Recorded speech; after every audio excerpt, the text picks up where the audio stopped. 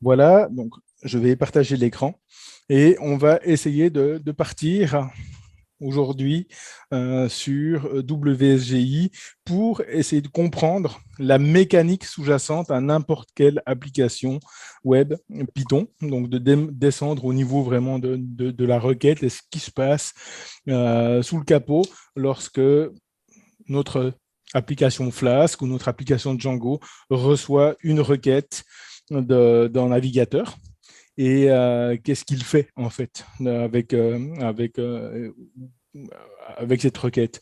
Et en particulier, on va voir justement une couche qui est cette couche WSGI, qui est une couche commune à tous les frameworks Python. Okay, donc, l'avantage de ce standard WSGI est de permettre de mettre à disposition des outils qui permettront de lancer une application web et d'interfacer cette application web avec n'importe quel serveur HTTP.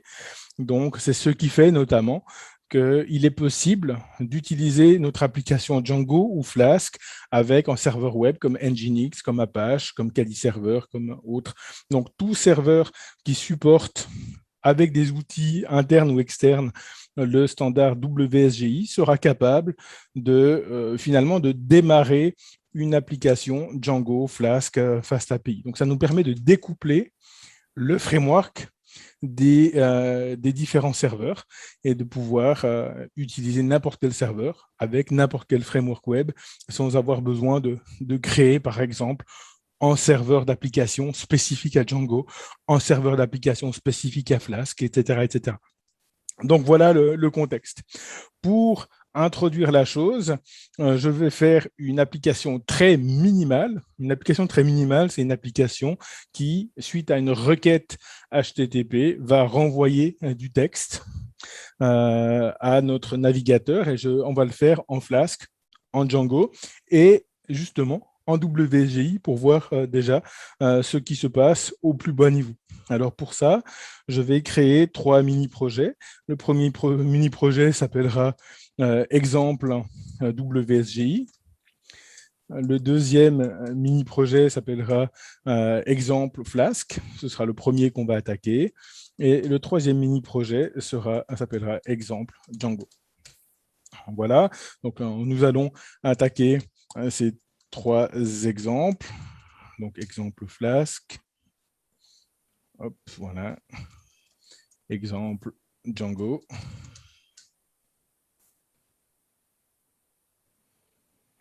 Hop. Et code exemple. Et puis notre exemple WSGI pour essayer de voir ce qui se passe sous le capot. Voilà, on va faire un petit peu d'ordre là-dedans, une sorte de chronologie. Alors là, voilà, je suis bien dans mon exemple Flask. Et ici, on va essayer de faire l'application Flask la plus petite qu'on peut imaginer pour essayer de comprendre quelle est la surcouche ajoutée par Flask par rapport à la couche d'origine en WSJ. Alors pour ce faire, je vais créer une application, je vais l'appeler mon app dans un fichier .py. Et ici, je vais simplement déjà commencer par installer ma dépendance. Et la seule dépendance dont je vais avoir besoin ici, c'est le framework Flask lui-même. Donc, pipenv installe Flask.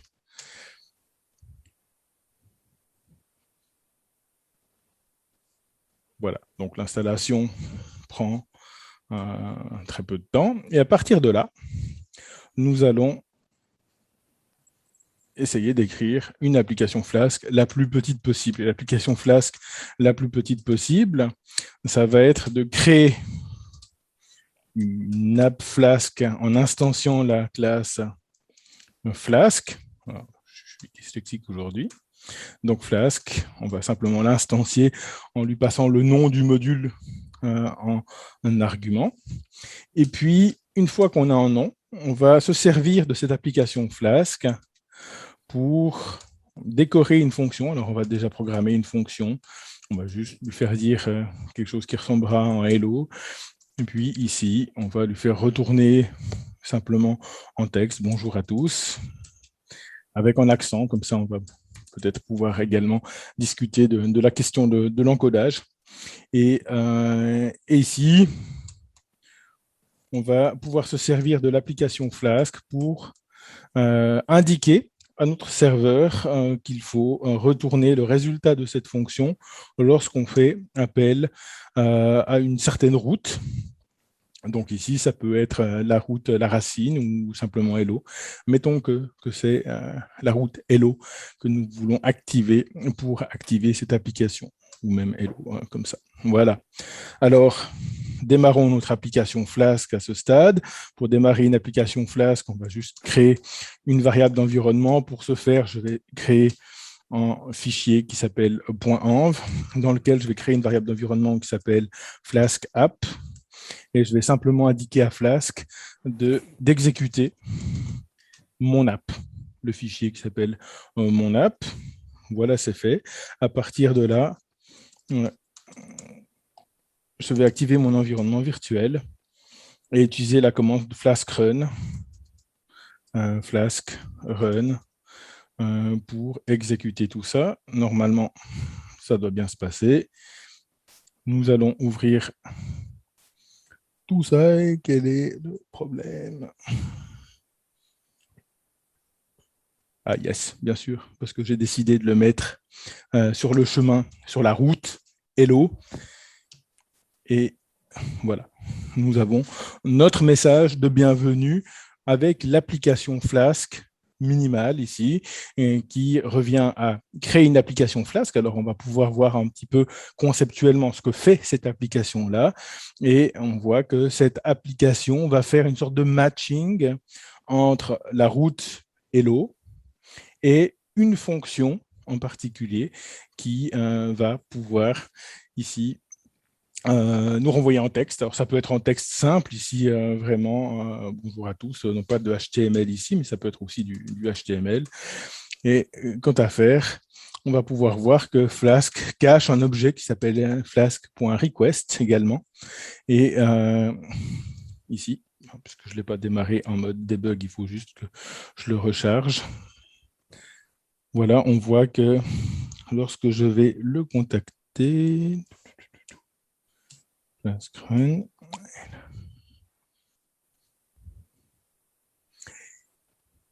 ne l'a pas affiché. J'afficherai plus tard. Nous verrons que nous pourrons afficher les détails de la requête, essayer de faire correspondre ou de voir en fait ce que contient cette requête qui est envoyée à notre fonction hello, cette requête HTTP, et d'essayer de reconnaître les éléments de cette requête qui viennent ou qui proviennent de notre serveur WSGI. Voilà. Donc ça, c'est la partie Flask. Thierry ? Oui. Pour voir le message, il faut le debug à false ou à true ? Parce que je crois que ton mode debug est toujours à off en fait.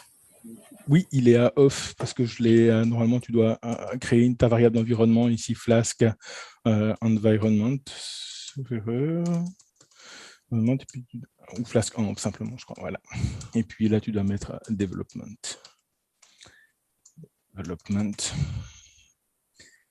Puis tu refais en Flask run. Server one easy, c'est development production, ça c'est bon. Debug mode, il ne l'a pas mis pour l'instant. Normalement, ça fonctionne sans le mode debug, donc hop, on va quand même réessayer une dernière fois. Et puis, hello. Bon, je vais essayer de toute façon, je réessayerai tout à l'heure de comprendre ça.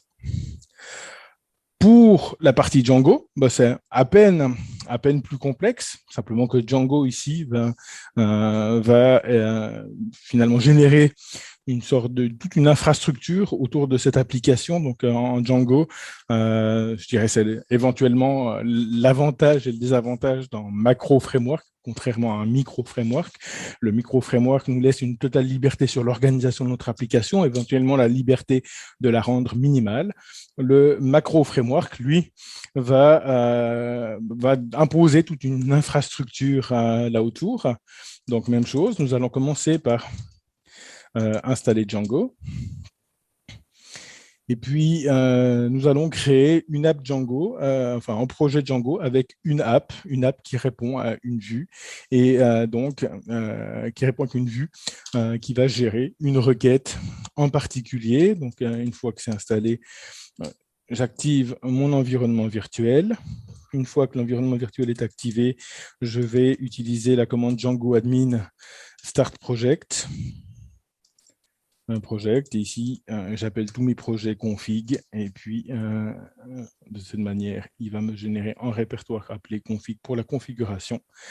Et nous avons donc notre architecture minimale. Alors ici, en plus de cette architecture minimale, nous devons créer une première application. Alors, cette application va se créer à l'aide de la commande pythonmanage.py start app. Start app, on va l'appeler Home, par exemple. Donc, nous avons une application Home qui a été créée ici. Et dans le config settings, nous allons pouvoir déclarer comme quoi nous avons une application qui a été créée ici. Alors, simplement home.apps.homeconfig, pardon, voilà.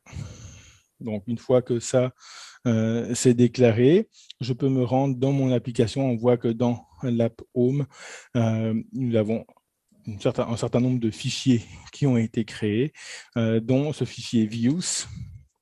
Alors, la plupart sont vides ici. Alors, sur une application minimale comme celle-là, ici, le générateur de template de Django veut me rendre service, mais je pourrais très bien, je dirais, à part apps, je pourrais absolument tout éliminer. Ici, n'ayant pas de migration, je peux même éventuellement éliminer les migrations. J'ai l'habitude de les laisser pourtant. Et les fichiers init, bien sûr, sont obligatoires. Alors, ici, je vais avoir une view. À la limite, même render ne serait pas nécessaire. Et puis, j'ai besoin d'une fonction. Alors, appelons cette fonction hello, exactement comme l'autre. Cette fois, elle prend un paramètre en Django, et contrairement à Flask, qui ne prend pas de paramètres. Et puis, on va devoir renvoyer ici. Alors, on ne peut pas renvoyer directement une chaîne « Bonjour à tous » comme je l'ai fait avant. Donc, bonjour à tous. Django va attendre que je renvoie une réponse HTTP sous forme d'objet. Alors, je peux ici, from django.http import response. On va lui mettre un HTTP response. Et puis, je peux encadrer ça avec une HTTP. Response. Je pourrais lui donner éventuellement un header qui spécifie qu'il s'agit de plain text et non pas de HTML. Et je vais encore devoir indiquer que cette vue appelée hello, ici, elle va répondre à une URL qui est en chemin, qui est hello. Comme je l'ai fait pour Flask, hein, rappelez-vous, Flask, j'ai utilisé un décorateur, @route, où j'ai donné la route qui allait être utilisée. Ici, je peux faire la même chose. Alors, nous allons ici dans notre fichier de config URL. Alors, bien sûr, sur un projet Django, on va faire toute une configuration en cascade pour configurer, je dirais, le schéma global des URL dans notre urls.py de config. Et ensuite, nous allons ajouter des fichiers d'URL dans chaque app. Ici, je vais y aller un peu plus franchement. Et nous allons ajouter un chemin hello ici.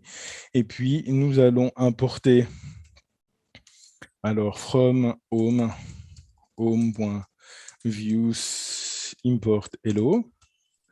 Et puis, nous allons faire donc correspondre ce chemin hello à donc finalement un chemin d'URL et on va lui donner un nom. Alors ici, sans surprise, je vais l'appeler hello. Donc, conceptuellement, c'est exactement la même chose que sur Flask, même si on fait des choses un petit peu différemment.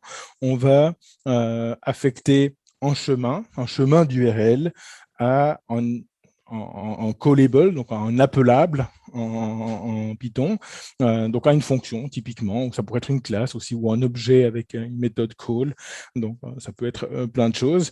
Et puis on va en fichier urls.py qui va faire ce matching entre le chemin que vous aurez dans le navigateur ici et la fonction. Alors, nous avons ceci qui est prêt à être utilisé. Normalement, c'est bon. À ce stade, il faudrait juste que je fasse un Python manage.py migrate pour exécuter des migrations. Ceux qui font du Django reconnaîtront. Et puis, un Python manage.py run server. Ici, je vais l'exécuter. On va le mettre sur un port d'exemple 8088.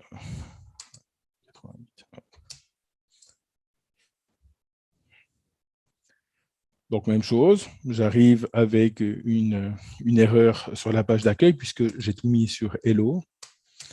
Et puis sur Hello, j'ai mon bonjour à tous. Donc, nous avons une application Flask et Django qui sont parfaitement équivalentes à ce niveau. Ici, l'application Flask écoute sur mon port 5000. L'application Django écoute sur mon port 8088 et on est bon.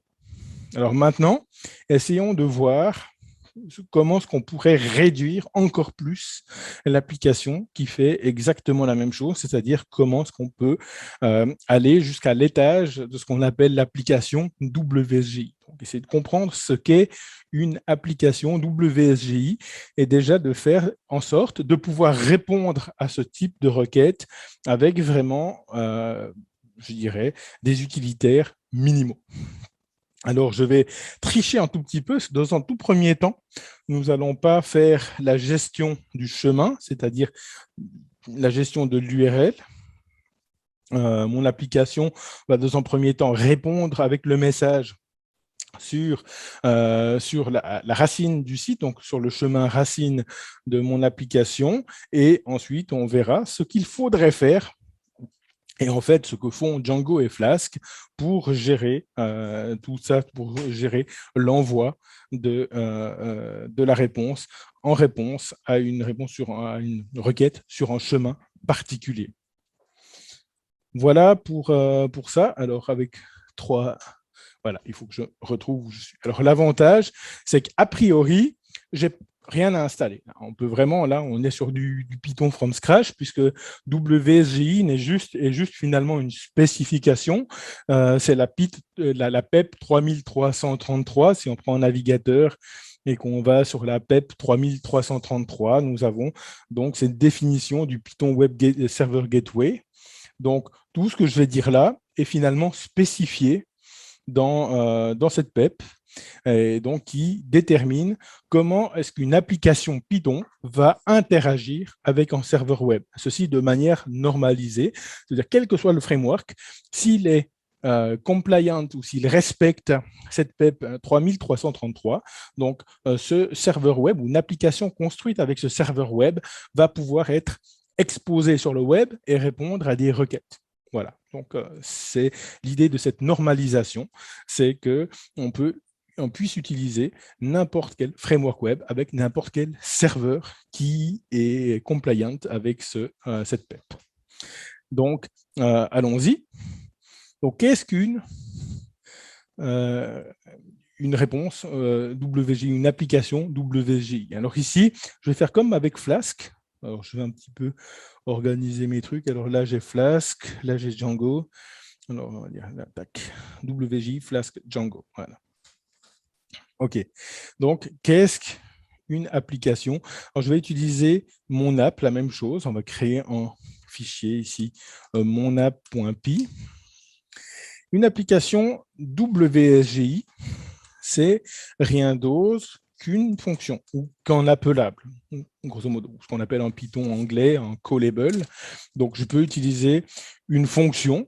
Je pourrais utiliser une classe, par exemple, une classe ma classe, avec à l'intérieur de cette classe une application avec ici une méthode call, et puis les paramètres, on verra ça. Il faut que ce soit en callable, il faut que ça puisse être exécuté. L'unité exécutable par excellence en Python est surtout la plus simple, c'est ma fonction. Et mon application, nommons-la application. Mais ici, le nom n'a absolument pas d'importance. Il faut juste que ce soit une fonction. Et selon le standard WJ, cette fonction va prendre 2 paramètres. En paramètre va être une sorte de dictionnaire qu'on appelle environ. C'est une sorte de dictionnaire qui va regrouper les variables d'environnement de la requête. Ce n'est pas les variables d'environnement au sens de votre système d'exploitation, mais c'est les variables d'environnement de la requête. Par exemple, les différentes entêtes de la requête HTTP, le contenu du corps de la requête HTTP, la query string, sont toutes différentes entêtes. Nous aurons l'occasion de voir ces différentes entêtes ensemble. Donc, ces entêtes sont dans le dictionnaire environ. Et puis, nous avons ici un deuxième paramètre, on va l'appeler start response, ou en tout cas dans le standard, il l'appelle souvent start response. En fait, ce paramètre va recevoir une fonction. Donc, c'est ce qu'on appelle une fonction de rappel ou une fonction callback. Ce sera une fonction que je vais pouvoir exécuter ou appeler à l'intérieur de cette fonction pour initier la réponse, je vais l'utiliser pour spécifier le statut de ma réponse. Alors, je vais préciser, par exemple, si ma réponse est correcte et réussie, je vais préciser un statut 200 OK, par exemple. Mais également, si j'ai une erreur de type fichier non trouvé, je vais avoir un statut 404, not found, par exemple, etc., etc. Donc, je peux préciser le statut grâce à cette fonction de rappel, mais également, je vais pouvoir renvoyer les entêtes, donc initialiser la construction de la réponse et lui donner un certain nombre d'entêtes. Voilà, c'est tout ce que doit prendre votre fonction. Votre fonction va recevoir un dictionnaire et une fonction. Les noms sont parfaitement libres. Hein. Vous pouvez mon environnement, mon environnement, mon environ, mon VSJ environment, la convention. Ici, on va l'appeler environ. Et puis, la convention, on va appeler cette fonction start response, mais vous pouvez l'appeler comme vous voulez. Voilà. Alors, nous allons ici faire une application qui retourne un message. Donc, ici, on va appeler ça, créer une variable response body, donc le message que je veux renvoyer. Et le message que j'ai renvoyé à tout le monde jusqu'ici, c'est bonjour à tous. Donc, on va faire pareil, donc pas très original, bonjour à tous. Ici, et on va laisser comme ça. Alors, nous avons un message. Nous avons également un statut que nous allons devoir spécifier. Alors, le statut, si tout réussit, ça va être 200, OK. Les différents statuts acceptables sont définis dans la norme de HTTP, donc du protocole HTTP. C'est ce qu'on appelle une RFC. Et vous avez les RFC de HTTP qui sont accessibles gratuitement et vous pouvez vous informer sur ce protocole. Alors, lorsque la ressource est disponible et lorsque j'y ai accès, je vais recevoir un statut, une réponse avec le statut 200. OK. Voilà. Ensuite, nous aurons les entêtes. Et les entêtes seront spécifiées typiquement dans une liste de tuples. Dans une liste de tuples, donc j'aurai des couples comme ça, avec les différentes entêtes. Par exemple, si je veux renvoyer ce texte, là je sais que c'est du plain text, ce n'est pas une application HTML, enfin, ce n'est pas du HTML, clairement. Donc ici, je vais pouvoir préciser content type. Content type. Et ici, on précise que c'est texte, par exemple, plain. Alors ça, Django le fait automatiquement. Et pour ma HTTP response, probablement qu'il le fait automatiquement en précisant texte HTML. Alors, ça fonctionne aussi. Mais techniquement, si je renvoie du texte brut, sans formatage particulier, texte plain est le plus naturel. Et ensuite, on peut également renvoyer une entête qui spécifie la longueur, le nombre de caractères qui constitue notre body. Alors ici, on va prendre la longueur de tout ça et cette longueur-là, on va la transformer On va la transformer en chaîne de caractères. Donc, je prends la longueur, mais en même temps, je la transforme en chaîne de caractères de ma response body. Voilà. Et puis, finalement, à ce moment-là, il ne nous reste plus que deux choses à faire. Deux choses à faire, c'est initialiser la réponse. Et puis, c'est retourner le corps de notre message, de notre réponse. Alors, pour initialiser la réponse, c'est à ça que va servir cette fonction de rappel, ce callback start réponse. Alors ici, puisqu'on reçoit dans ce paramètre en argument une fonction, alors cette fonction, je peux l'appeler. Et ici, je peux l'appeler avec deux informations. Tout d'abord, le statut. Donc c'est mon 200 OK. Je l'appelais response statut d'ailleurs. Response statut. Et puis, je vais renvoyer la liste de toutes les entêtes que je veux renvoyer. Donc, response headers. Voilà. C'est tout. Quand je vais renvoyer, lorsque je vais exécuter cette fonction, notre serveur WSGI va être responsable de fabriquer avec ça une réponse HTTP. Une réponse HTTP qui contiendra le bon statut et les headers que j'ai spécifiés là. Voilà. Et après, pour le reste, je vais devoir retourner le corps de ma réponse. Okay, donc, le corps de la réponse, c'est la partie de la réponse qui se trouve en dessous des entêtes. Et là, on le renvoie via un return. Alors, je pourrais ici faire un return direct de response body.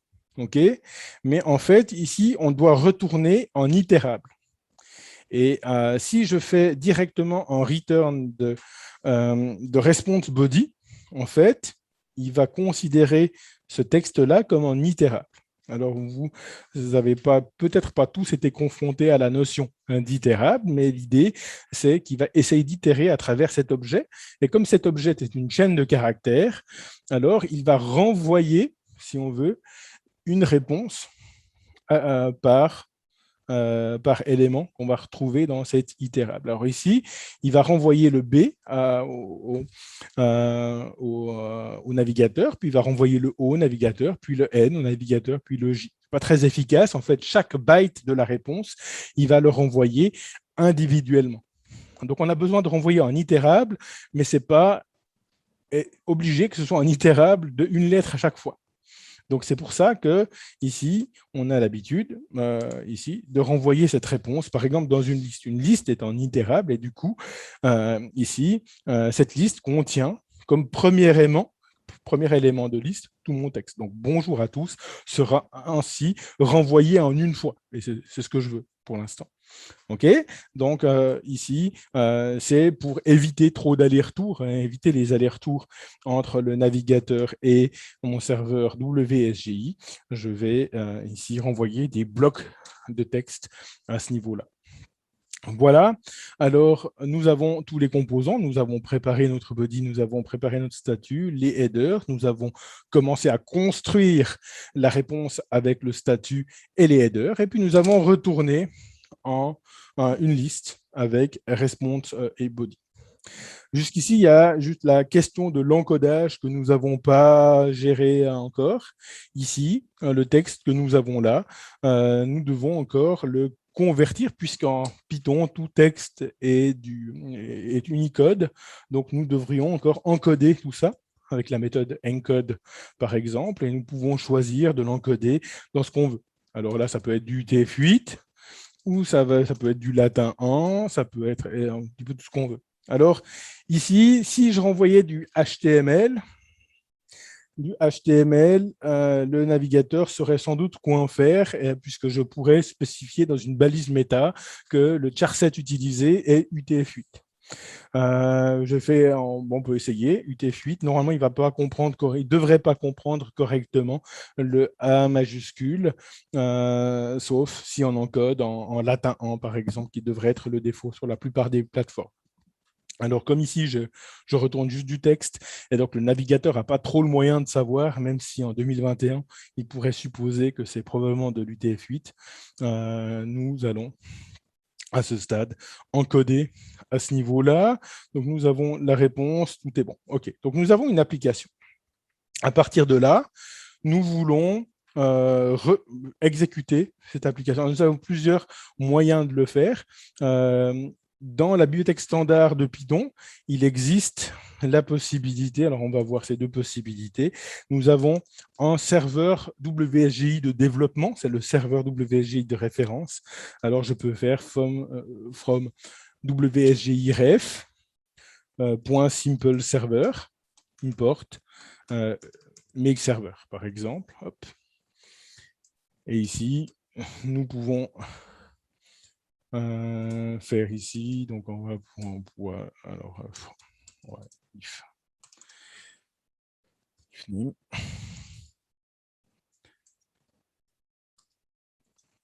Ça, donc si j'exécute directement mon script comme ça, je vais utiliser ce make server et là je vais pouvoir lui indiquer un certain nombre de choses. Je veux que l'hôte utilisé soit localhost. Peut-être que je veux que le port utilisé soit 80-89, puisque j'ai utilisé 80-88 pour mon application Django. Et je veux que ce soit la fonction application qui soit servie. Alors là, j'aurais pu lui donner mon prénom, j'aurais pu l'appeler comme je veux, mais voilà, c'est mon application. OK, donc ici, j'ai donc fabriqué mon serveur que je vais devoir stocker dans une variable, appelons-le httpd, et puis du coup httpd, et puis du coup handle, on va lui indiquer de gérer les requêtes. Ça, c'est le serveur WSGI de référence. Normalement, nous devrions pouvoir exécuter cette application avec Python-mon app. Hop, voilà, donc elle ne répond pas, 80-89, ok, donc on va aller sur notre navigateur si je le retrouve. Maintenant, donc localhost 89. Et nous avons notre bonjour à tous. Et comme prévu, nous avons une bizarrerie ici, puisque j'ai encodé en UTF-8, mais a priori, du plain text décodé par Chrome, il va supposer probablement que c'est du latin 1 à ce stade. Donc, nous allons y revenir ici. Bonjour à tous. Là, et puis nous allons voir du latin 1 ici, et puis voilà. Hop.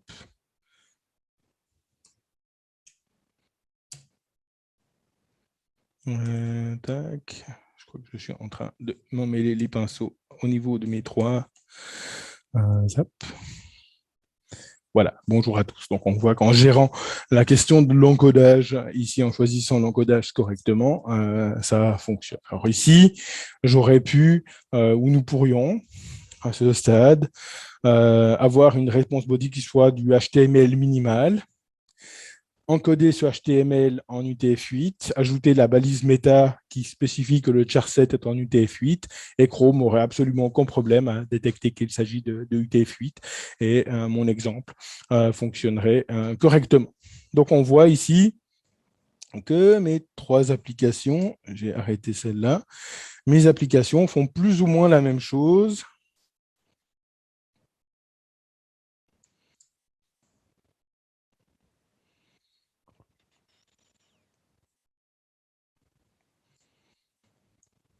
Mais il le fait que pour une requête.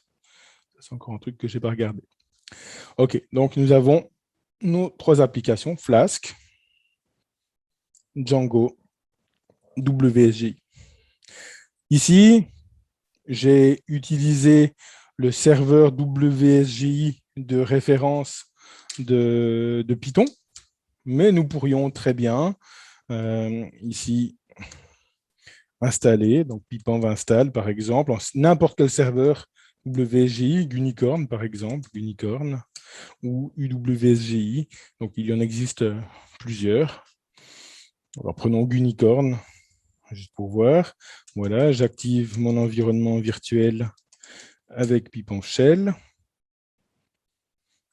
Alors là, maintenant, Gunicorn, je vais lui dire de démarrer le fichier mon app, et 2 points, et je vais lui donner le nom de la fonction qu'il doit démarrer, donc ma fonction application, ici, donc, application, et puis Enter. Voilà, lui, il va par défaut nous mettre ça sur le port 8000, et nous avons exactement la même chose. Okay, donc on n'a plus rien normalement sur le 80-89 ici, et on a donc ici notre app qui tourne sur Gunicorn, mais purement sur Gunicorn, sans framework, qui renvoie donc en message le même que les autres. La différence maintenant est qu'on a ici l'application qui répond uniquement à la racine de notre site. Il n'est pas question ici d'avoir un chemin hello. En fait, je peux mettre en chemin, mais il va toujours faire la même chose. On peut voir que je peux mettre en chemin vers n'importe quoi, et il va toujours me renvoyer bonjour à tous. Donc, ça c'est normal. Mon application va recevoir une requête à la racine du projet, et puis ensuite, c'est elle qui va gérer le chemin. Et c'est justement la même chose pour Django. Donc, c'est maintenant à notre framework, à notre application, de gérer le fait que ce hello ici, alors je mets le hello ici, on va peut-être éviter de... Voilà. Que ce hello soit reconnu et éventuellement ce soit lui qui soit mappé vers une vue qui fait quelque chose. Okay, parce qu'actuellement, je peux marquer ce que je veux là, mon application, elle fait toujours la même chose. Donc, c'est ça. Donc, je n'ai pas tout à fait l'équivalent pour l'instant de mon application Flask et de mon application Django, puisque mon application Flask, si j'essaie d'accéder à une ressource qui n'est pas celle qui est prévue, donc un chemin qui n'est pas celui qui est prévu, je vais avoir une erreur 404, not found. Et ici, ce que j'aimerais finalement, c'est que si j'essaie d'accéder à une ressource qui n'existe pas, que notre application WSGI fasse ça. Alors, on va pouvoir voir que finalement, ici, on a vraiment du côté de WSGI quelque chose de très brut. Okay, quelque chose de très proche. Vraiment, c'est le plus bas niveau qu'on peut avoir. Donc, que je dis très brut, c'est-à-dire qu'il n'y a pas grand-chose qui est fait. On reçoit finalement des données, et puis c'est à nous de faire une application Python. Donc, cette application-là, vous pouvez le voir comme le main d'une application console ou terminal que vous feriez. C'est lui qui va finalement être démarré, c'est notre point d'entrée. Tout ce qu'il doit faire, c'est finalement répondre avec un statut et puis retourner une réponse, mais à part ça, il peut faire n'importe quoi. Et c'est ce n'importe quoi qui correspond finalement à l'applicatif qui va être exécuté au niveau de Flask dans notre fonction donc hello. Au niveau de Django, dans notre vue hello également, donc les vues, voilà. Donc c'est ce code applicatif qui va être exécuté. Alors regardons un petit peu de plus près ce que contient ce environ et comment est-ce qu'on peut déjà essayer de capturer le chemin qui est reçu à ce niveau-là. Comment est-ce qu'on peut éventuellement capturer les données qui sont envoyées. Par exemple, si on a une requête post, déjà, est-ce que je peux facilement repérer si ma requête est envoyée en get ou en post, etc., etc. Donc, essayons de regarder ensemble ce que contient ce environ. Jusqu'ici, est-ce qu'il y a des questions? Donc, ça semble a priori pas encore être le cas.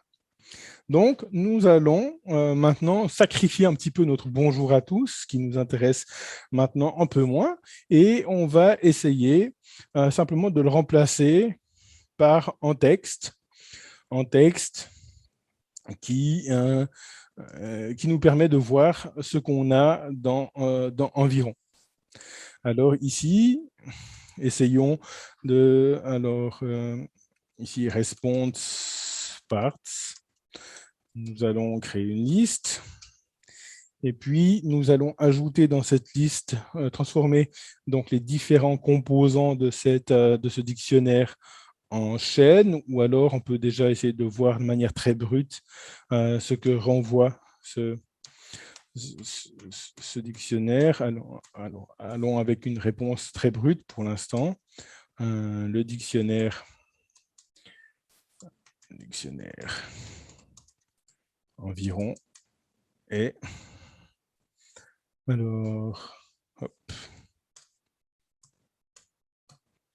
Là. Et puis, avec une f-string, on va simplement injecter ce dictionnaire et puis déjà voir ce qu'il contient. On va tout encoder en latin 1 et on va regarder. OK. Donc, à ce stade, redémarrons notre serveur. Et voilà. Donc, vous voyez ici le dictionnaire environ qui est reçu ici par notre application WSJ. Alors, essayons de reconnaître des choses. Nous voyons que nous sommes sur 127.0.0.1.8000. Donc, ici, nous sommes donc sur localhost et le port 8000. Ça, c'est parce que notre application est servie par Gunicorn. Nous allons reconnaître ici, alors si je fais une recherche avec CTRL F, hello, alors nous voyons ici que nous avons le chemin sous row URI, nous avons hello, Safari, hello. On va mettre quelque chose d'un petit peu plus, voilà.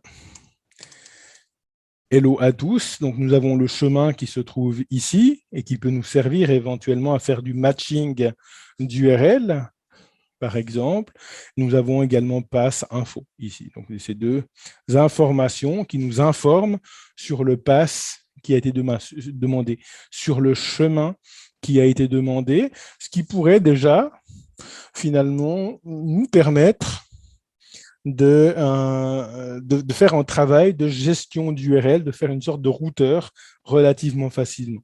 Un routeur, ce serait une fonction ou un élément de code qui ferait la conversion entre ce chemin-là et une fonction à exécuter.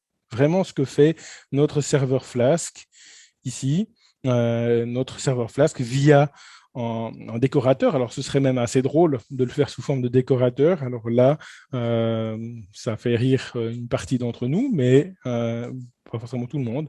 Mais l'idée est de faire un matching entre ce chemin et une fonction. Alors ici, on pourrait se servir de pass info et ou de row URI ici. Donc, nous voyons déjà ces deux éléments. Nous avons des éléments qui indiquent que le navigateur qui a contacté notre application accepte du HTML, accepte du XML et accepte un certain nombre de formats qui sont listés ici. Donc, ça, c'est des requêtes plutôt orientées vers le navigateur. Nous voyons ici que nous avons un certain nombre de cookies qui sont destinés à localhost. Alors, toute application qui a envoyer un cookie, en particulier mon application Django éventuellement, qui a envoyé un cookie, et comme mon application Django est souvent servie sur le port 8000, donc j'ai créé pas mal d'applications. Mon navigateur a enregistré certains cookies qui allaient être renvoyés sur une application qui écoute, ou sur un serveur web qui écoute sur le port localhost 8000. Alors là, je récupère les cookies de mes autres projets Django quelque part. Je vois qu'il y a un cookie qui s'appelle CSRF token avec la valeur du token CSRF. Et puis ici, c'est tout. C'est le seul cookie qui reste dans la mémoire de mon navigateur. Je vois également que ma requête a été effectuée en HTTP. OK. Je vois également que le nom du serveur est localhost, en fait, 127.0.0.1. Le port est 8000, etc., etc. Donc ici, pour l'instant, je n'ai pas grand-chose comme, comme finalement comme élément dans Environ, mais c'est plus ou moins tout ce que contient Environ. J'aurais une petite Oui. question. Justement, je voulais revenir sur RAW URI ou PAF info. On voit que ça nous renseigne tous les deux sur le chemin qui a été, la route qui a été donnée. C'est quoi la différence entre ces deux variables, puisqu'on a le même résultat en fait? C'est ça qui me trouble. Alors ici, je n'ai pas comparé systématiquement avec plein d'autres exemples, ce qui fait que je n'ai pas d'exemple concret en tête où RAW-URI pourrait varier de passe info. En fait, il y a ici, pour un certain nombre de variables, en fait, ce que ce dictionnaire environ reprend, c'est les variables d'un standard qui s'appelle CGI. Okay, qui a été utilisé même il y a relativement longtemps comme interface entre un programme, n'importe lequel. On faisait des programmes C, par exemple, des programmes Perl, qui communiquaient en CGI avec des serveurs web. Donc, toutes ces variables sont normalisées et puis certaines sont ajoutées par WSGI lui-même. Notamment, on voit WSGI error, etc. Donc, c'est possible qu'il y ait une version URI qui soit purement et simplement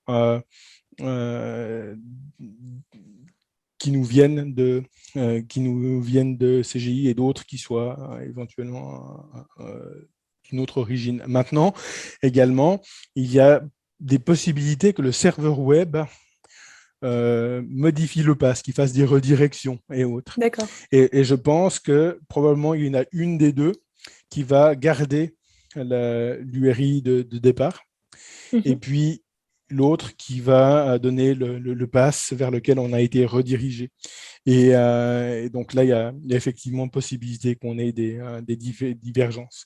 Alors, je dirais que du point de vue de Django, du point de vue de l'applicatif qui se trouve en bout de chaîne, ce qu'on aura à avantage, c'est de manipuler passe info, parce que là, s'il y a des intermédiaires, alors des intermédiaires, il peut y en avoir du point de vue de, déjà, toi, si tu as Nginx, Nginx va faire sa cuisine et va éventuellement rediriger certains chemins sur notre serveur WGI, mettons sur Gunicorn. Okay. Ensuite, Gunicorn lui-même va exécuter notre application, etc. Puis, voilà. Donc, les intermédiaires pourraient faire du traitement et justement sur ces passes. Et je pense que RAW-URI est probablement garanti comme étant l'URI de départ. D'accord, merci. Donc voilà déjà un peu toute cette information, peut-être pas super bien formatée, puisqu'on a affiché le dictionnaire de manière très brute, mais on retrouve ces informations qui va éventuellement nous permettre d'aboutir à nos fins. Par exemple, on pourrait déjà se faire une sorte de routeur de fortune. On pourrait créer ici un dictionnaire de route, par exemple. Et dans ce dictionnaire de route, je pourrais spécifier que hello correspondrait à une fonction hello que je devrais définir. Alors, soit je la définis ici, soit je la définis sous la forme définition là sous la forme d'une chaîne de caractères, une fonction hello, comme celle-là. Allez, on va faire simple, on va définir cette fonction hello, ici, hop, qui va retourner notre texte, notre réponse body. Alors, elle va retourner notre dictionnaire et alors pour l'instant, on va essayer de faire bonjour à tous, return, bonjour. bonjour à tous, on a fait ça. Voilà. Et ici, plutôt que de directement avoir en réponse body, ici, on va faire un truc comme view. Okay, on va aller chercher notre view. Et puis, route.get. Alors là, environ. Et puis, on a vu passe info. Passe info. Je crois que ça s'appelle comme ça. Passe info. Et puis, ça va nous retourner la fonction qui est en haut. OK. Ensuite, cette fonction, on va pouvoir l'exécuter pour obtenir notre texte. Hello. Et on exécute, c'est pas hello, c'est view. Alors, hop. Notre vue va être exécutée. C'est là que votre fonction, finalement, de manière très, très simplifiée, peut être exécutée pour retourner, finalement, le texte qu'elle retournera. View, hop. Éventuellement converti dans un certain encodage. On peut se demander est-ce que c'est notre fonction qui le gère ici, mettons que c'est mon application qui gère, et on va encoder en latin 1, puisqu'on pour l'instant s'amuse qu'avec du texte. Voilà. Alors, est-ce que ça, c'est équivalent à ce que j'avais fait tout à l'heure dans les autres? Alors, on pourrait se demander maintenant view, get. OK, si view, alors maintenant, donc, if view is not none, OK, bah, tout ça.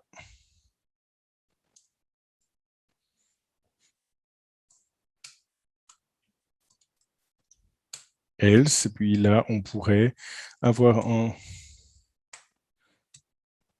status, réponse status qui sera en 404 not found. Hop. Et voilà. Alors, response status 404 not found. Donc, dans tous les cas, en fait, si ce n'est pas reconnu, mais réponse header ici, explain, et puis même chose, on va pouvoir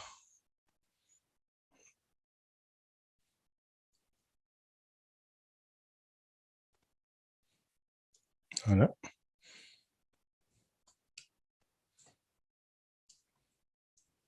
Alors, et puis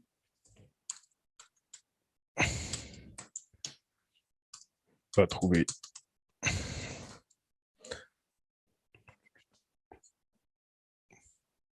et puis réponse, même chose ici. Donc là, on peut déplacer ça. Là, ça, on peut déplacer là de la même manière hors de notre condition.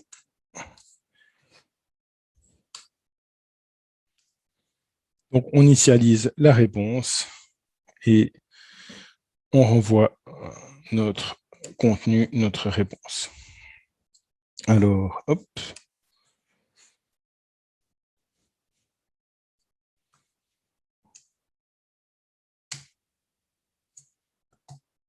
Voilà, donc notre application ici. Alors déjà, elle répond effectivement page pas trouvée. OK, puisque hello à tous n'existe pas. Ici, à la racine, elle répond page pas trouvée. Donc, parce que notre page n'existe pas. Et puis, ici, si je mets hello, alors qu'est-ce que j'ai mis? Alors, hello, page pas trouvée, parce que ma requête doit être exacte. Et là, j'ai fait se terminer mon hello par en slash. Et, slash, voilà. Et là, bonjour à tous. OK. Donc, ici, nous avons une sorte de pseudo-routeur pour coder avec les pieds, on va dire. Donc ici, un dictionnaire de routes qui va faire le matching entre certaines routes et certaines fonctions ou n'importe quel appelable. Cet appelable va avoir ici va être simplement appelé lorsque il y a un matching lorsqu'on trouve la route, donc la route qui est située dans Pass Info. Lorsque cette route donne un match, on retourne la fonction hello et cette fonction va être appelée ici sans paramètre. Okay, rappelez-vous qu'en Django, cette fonction reçoit une requête, mais rien effectivement ne m'empêcherait ici, avec les informations que j'ai dans Environ, de construire une sorte d'objet que je pourrais envoyer dans View et ici recevoir la requête. En fait, dans Django, c'est exactement ça. Django va faire une sorte de wrapper autour de Environ et on va retrouver dans cette HTTP response, on va retrouver de nombreux éléments qui sont dans notre requête WSGI. Nous allons y revenir dans 2 minutes. Donc ici, si il trouve, je laisse ma vue générer le texte qui va être envoyé. Mon application va ensuite, ici, encoder si nécessaire, donner le statut et informer mon navigateur comme quoi tout est OK, lui donner je dirais, configurer les entêtes nécessaires pour ma réponse, initialiser la réponse et renvoyer en itérable avec le texte à afficher. Et on voit qu'ici, de manière différenciée, en cas de succès ou d'erreur, ou de page non trouvée, en tout cas de page trouvée ou non trouvée, on va avoir un comportement qui est différent. Donc, conceptuellement, ici, la vue qui est ici va reprendre finalement quelque chose qui est très similaire à ce qu'on a en Flask. Donc j'ai dû l'arrêter quelque part. Là, hop, non, alors, essayons de... Hop. Notre fond, ah oui, simplement, hello. Hello. Voilà. OK, donc on a une fonction qui programme notre application et on a une fonction qui implémente également exactement la même chose. Donc, on a franchi très simplement, ou de manière simpliste, on va dire, une partie du gap qui est fait ici.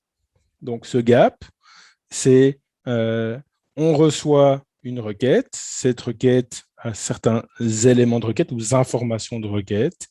On va, avec ces informations de requête, essayer de voir quelle est la fonction Python que je vais devoir exécuter. Ici, on a pour ça utilisé un dictionnaire de correspondance avec des routes. Si on trouve ce qu'on veut, c'est parfait. Dans ce cas-là, c'est la vue qui sera exécutée pour correspondre au chemin. OK, donc on a fait un petit bout de chemin. On peut voir finalement que notre routeur de Flask, c'est finalement pas quelque chose qui est très, très, très différent de ça, même s'il va gérer une sorte de pattern matching. Donc, c'est évidemment quelque chose de beaucoup moins naïf que ça. On pourrait ici simplement également se rapprocher encore plus de Flask si nécessaire. Nous avons une sorte de registrie centrale de route. Et puis ici, peut-être, nous avons un décorateur. Alors, créons un décorateur route quant à faire.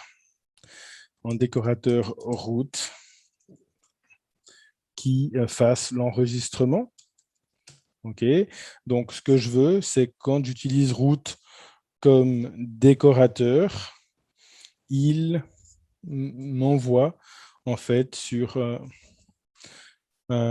enregistre cette fonction et la fasse correspondre à une route. OK? Donc là, on a un décorateur, oui, mais on a un décorateur qui va prendre en paramètre.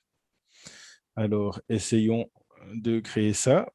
Alors, un décorateur qui prend en paramètre, c'est un décorateur qui a, donc ici, on va dire en paramètre, mettons, je l'appelle pass. Et puis, nous aurons un décorateur interne, enfin une fonction interne qui va prendre la fonction. Et cette fonction interne va enregistrer dans les routes ma fonction. Donc, elle va enregistrer cette fonction correspondante à ce pass dans ce registre-là. Donc ici, ce que va faire ma fonction interne, c'est qu'elle va prendre route. Elle va créer dans cette route, elle va enregistrer le pass et l'associer à ma fonction. OK. Et puis, elle ne va rien faire d'autre avec la fonction, donc return, simplement ici, exécuter ma fonction. Tac, tac, tac, tac, tac. Fonction, elle ne va rien faire d'autre. Et puis, du coup, return inner. Return inner. Voilà. Essayons tout ça. Donc, hello, at route, hello. Normalement, on devrait, avec ça, avoir quelque chose qui est pratiquement équivalent à alors, route, hello. Je fais ça, ça va retourner un liner, ça va enregistrer le truc. Je pense qu'on est bon. Alors, allons-y, essayons de tourner cette application. Et c'est là qu'il faut serrer les fesses. Voilà, je n'ai pas trouvé. Il ne l'a pas enregistré. Alors, hello, parce que... OK. On redémarre le serveur. Et on a notre bonjour à tous. OK. Donc ici, on a notre, pour l'instant, un mini Flask qui procède de la même manière. Donc, qu'est-ce qu'on a? On a un enregistre avec des routes, un décorateur ici qui va enregistrer notre fonction et la faire correspondre à une route donnée. Donc, essentiellement, on a exactement ce qu'on avait tout à l'heure, c'est-à-dire un dictionnaire qui va faire matcher la route hello à bonjour à tous. Alors, on pourrait dire ici bonjour depuis hello. Et puis, on pourrait créer une autre vue ici. Alors, bonjour et puis goodbye.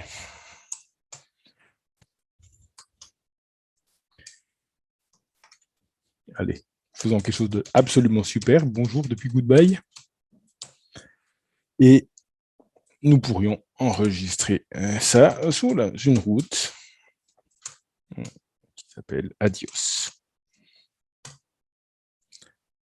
Voilà, je redémarre mon serveur WSGI. Je vais regarder mon application. Bonjour depuis Hello et Adios. Et bonjour depuis Goodbye.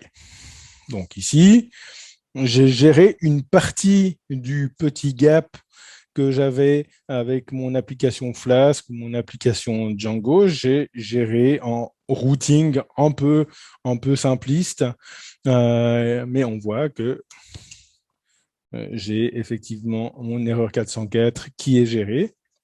Quand je mets n'importe quoi, on voit que la partie vraiment basse, tout ce qui est situé après l'URL, c'est vraiment géré dans mon application WSGI. Voilà. Alors, ici, nous sommes tout bon. Alors, essayons juste de revoir. En attendant, en transition, je vais casser ce que j'ai fait. Je vais remettre mon environnement. Environ, ici. Hop. Voilà, oh, je peux simplement faire string, environ.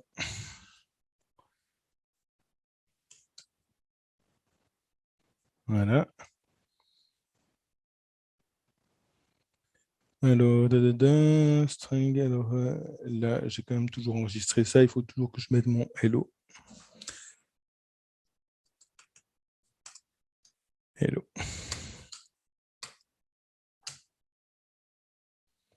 Alors, on va juste momentanément bypasser ce truc en le forçant à retourner quelque chose qui soit pas none, pas nul. Alors get environ, enfin, forcer à retourner la fonction hello. De toute façon, il n'est pas exécuté. Hop. Juste pour avoir accès de nouveau à notre dictionnaire. Voilà. Nous avons accès à notre dictionnaire. Donc, chemin vers ma vue. Donc, on a vu que ce chemin vers ma vue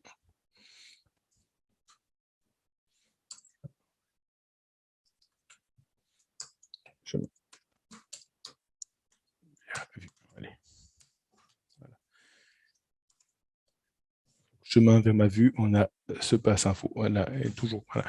Donc, maintenant, nous avons vu de manière très, très succincte la gestion des chemins. La gestion des chemins, c'est dans passe info. Alors maintenant, deuxième pan finalement de cette communication, c'est de savoir avec quelle méthode on est contacté. La requête est une requête post, get, delete, option, etc. Donc ici, normalement, j'ai une méthode get. On voit qu'on a une request méthode ici. On a la méthode get. En Django, je ferai, alors là, on est dans Flask. Non, on est dans Django. Voilà. Donc la méthode ici, if requests point méthode égal, et puis là on aura get post. Donc Django typiquement dans son objet request ici va nous donner la méthode dans un attribut méthode. Donc il va transformer ou récupérer ce request méthode get en un attribut méthode de notre objet request. OK, donc ici, nous voyons qu'actuellement, nous sommes en get, donc nous avons accès à cette méthode en get. Nous voyons également que nous n'avons pas de query string, pas de paramètres qui ont été ajoutés ici à notre. Donc ça, c'est le prochain élément que je veux éventuellement gérer pour les requêtes en get, c'est la query string. OK, donc on va remettre de l'ordre ici, j'enlève tout ça.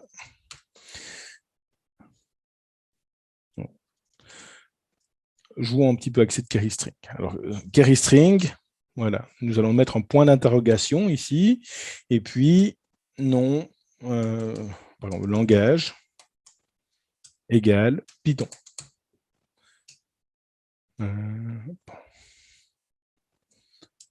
Langage Python. Il ne faut pas que j'appuie sur Shift égal. Et la query string va nous donner de manière tout à fait brute ici notre langage égale Python. Ici, je pourrais donc donner plusieurs informations. Langage égale Python et créateur égale Guido. La query string, ici, nous voyons que nous avons cette information-là, langage égale Python et créateur égale Guido. Éventuellement, si j'envoie ça avec un vrai client comme la bibliothèque Request, ou bien j'utilise Postman pour faire ce genre d'expérimentation, et que mon message contient éventuellement des espaces ou des caractères accentués, j'aurai une gestion de ça. Alors, je ne sais pas s'il le fait automatiquement. Ici, par exemple, je vais mettre juste param égale et.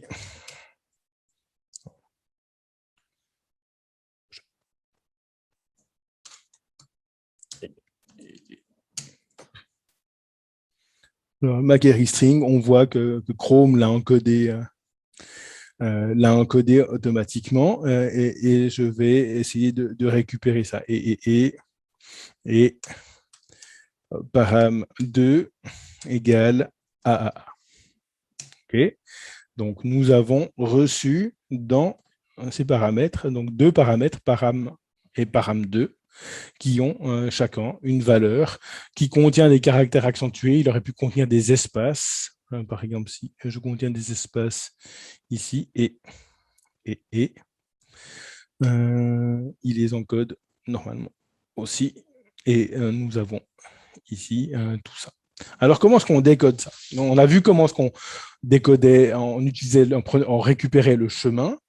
Donc, c'est tout ce qui est avant le point d'interrogation et après le nom de domaine et le port. OK. Donc, ça, c'est notre chemin, c'est notre passe info. Et ensuite, c'est tout ce qui est dans la query string. Donc, on y a accès dans cette query string. Donc, ici, environ,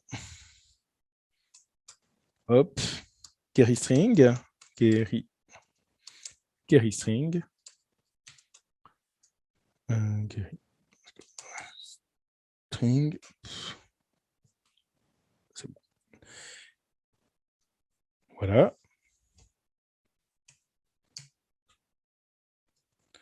Nous relançons notre application et nous avons effectivement plus que ça. Alors, comment est-ce qu'on peut interpréter cette partie-là? Mettons que cette partie-là, cette query string, j'ai envie de l'envoyer à toutes mes vues. Alors, mettons qu'ici, mes fameuses vues, je veux leur donner une query string. Mon paramètre query string, et puis elles vont afficher ça. OK, donc c'est ce qu'on va essayer de faire. Je vais remettre un petit peu d'ordre ici. Je vais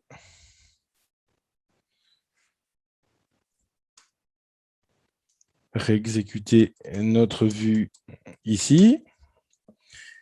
Et maintenant, je vais devoir passer éventuellement une query string. Pour l'instant, je mets juste un paramètre par défaut pour vérifier que tout fonctionne correctement.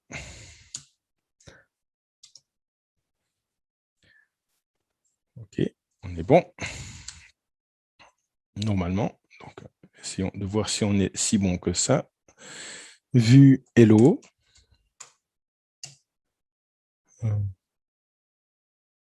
Vue hello. Slash.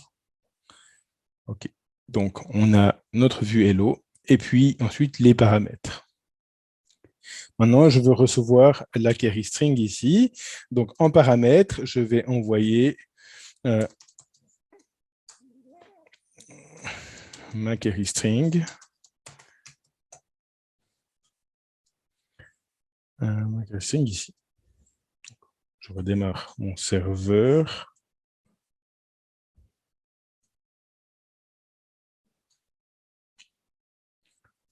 Petit check, savoir si vous m'entendez toujours. Oui, oui. Parfait. Je suis désolé Thierry, je dois vous laisser. Merci en tout cas pour cette présentation et puis à très bientôt. Pas de souci, le replay sera dispo. Merci. Donc, nous envoyons la query string dans nos différentes vues. OK, et nous serons capables maintenant de la récupérer. Ici, nous allons simplement transformer ça en chaîne. Hop. Dans hello, nous renvoyons simplement notre query string éventuellement et on va essayer. Donc, je vais redémarrer mon serveur et nous récupérons dans hello la query string, dans goodbye. C'était quoi l'autre? C'était pas goodbye, c'était adios. Hop. Dans adios, j'ai toujours le texte par défaut. OK, donc hello, on a notre query string. Alors, comment est-ce qu'on l'interprète, cette query string? Alors, on peut utiliser en Python. Python possède des outils, on nous donne des outils pour interpréter ce genre de détail bas niveau, nous pouvons importer directement from CGI, import, et puis ici, nous aurons parse, query string, sauf erreur. Pourquoi est-ce qu'il ne l'auto-complète pas? On va juste voir. Doc. Bidon. Library reference, CGI. Parse. QS.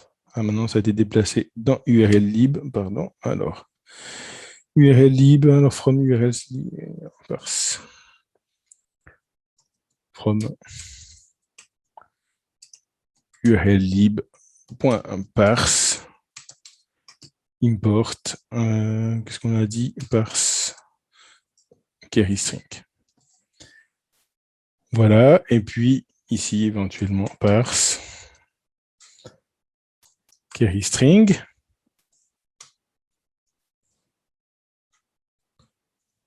Et on redémarre. Alors, hop, localhost 8000. Alors, page pas trouvée. Hello. OK. Maintenant, on ajoute une query string. On avait dit param égale et param2 est égal à AAA. Et nous avons avec parse QS du module URL lib parse, nous avons une transformation directement dans un dictionnaire.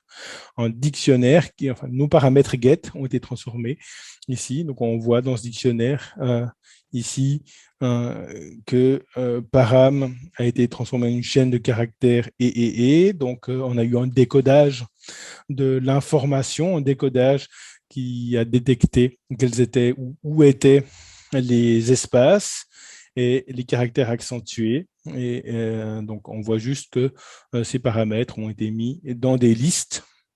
Alors, dans des listes, pour le coup, regardons si je mets un deuxième param, ce que ça fait, donc ici, et param égale, et puis, voilà. Donc, on voit que si je mets plusieurs fois le même paramètre, il va être ajouté simplement plusieurs fois à ce niveau-là. OK. Donc, ici, nous avons un dictionnaire. Dans ce dictionnaire, vous allez retrouver tous vos paramètres de query string et leurs valeurs. Pour le coup, on peut éviter à nos vues de devoir faire le travail. Alors, on pourrait très bien faire que ceci, donc ce parse query string, soit fait directement par notre application ici.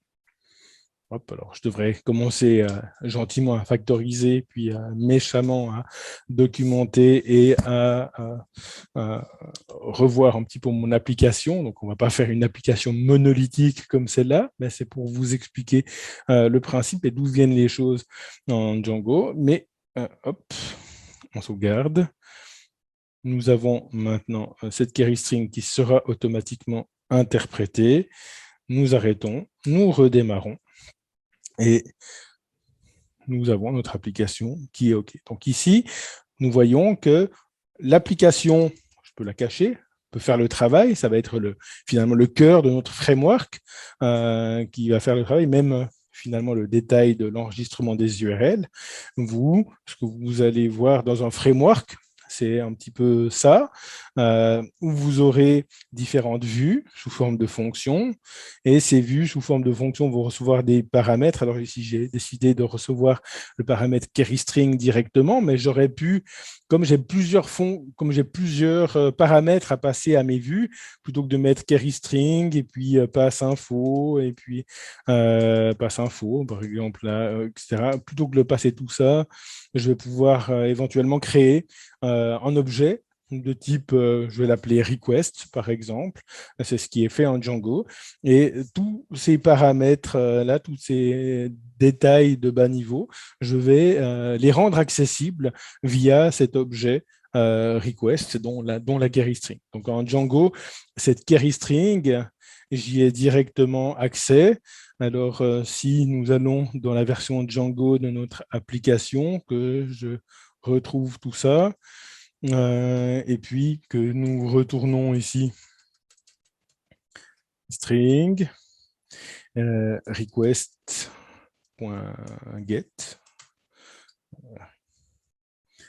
ça doit être quelque chose comme ça, et puis que nous allons dans notre version Django, nous copions nos paramètres, nous revenons dans l'application Django, dans l'application Django, hop. En tout cas pas sur Enter. Alors,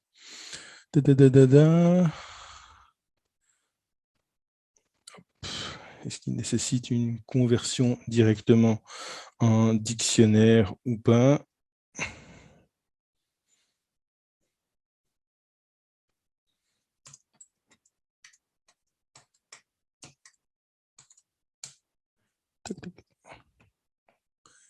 Alors, le query dict en dict. Dict, allons-y. Point dict.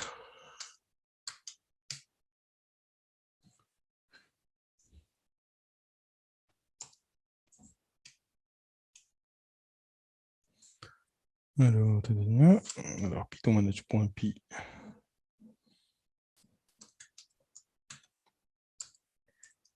Shell.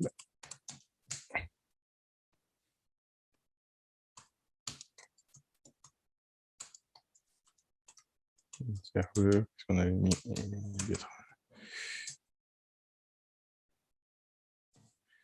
Alors, il est déjà voilà, parce que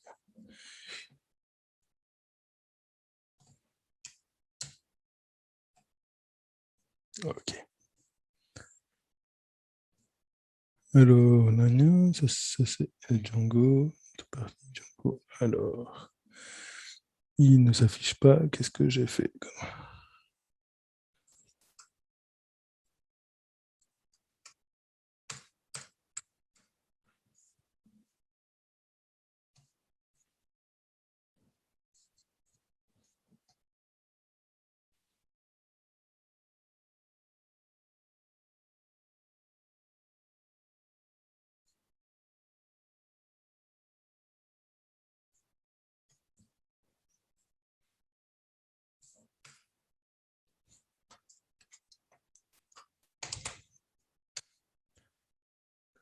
Voilà.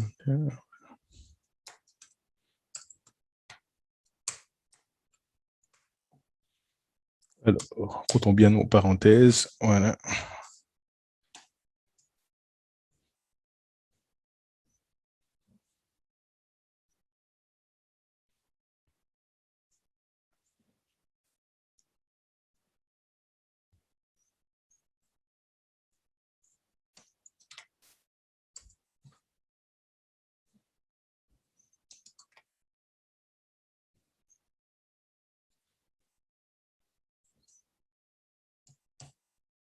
Quelque chose que je ne comprends pas. Bon, je vais chercher à un autre moment et vous pourrez expérimenter via request.get et l'afficher sous forme de chaîne de caractères. Pourquoi il ne s'affiche pas? Si quelqu'un trouve la solution très rapidement, pourquoi pas. Donc, donc l'idée, c'est que tous les paramètres que je pourrais passer là avec des informations, je vais éventuellement pouvoir l'ajouter dans un objet. Ce sera ma requête. Alors pour l'instant, nous avons vu que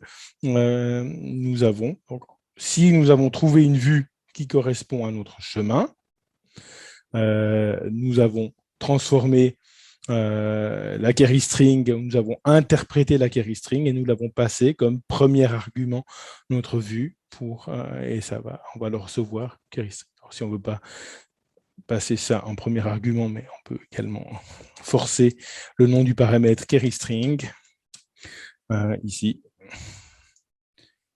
et pour le même résultat. Voilà, donc ça c'est la deuxième partie finalement de notre utilisation du serveur WSGI. Donc nous avons vu d'où viennent les chemins, nous avons vu que ces chemins pouvaient être gérés de manière assez semblable à face avec une sorte de routeur de fortune. Ce routeur de nouveau est naïf, il ne va pas gérer par exemple, pattern matching. Ici, on va préciser, par exemple, que ici, on a une sorte de pattern qui va représenter en chiffres, par exemple, et autres. Donc, on a un match pour l'instant qui est exact, donc vraiment un pattern matching naïf. On va comparer simplement notre chemin aux chaînes qui sont enregistrées dans ce dictionnaire de route, mais en fonction des fonctions qu'on a enregistrées, on va pouvoir exécuter l'une ou l'autre de nos vues de manière sélective. Et en plus, maintenant, si je passe des paramètres à mon URL, ces paramètres seront accessibles via l'entrée queryString de notre dictionnaire environ.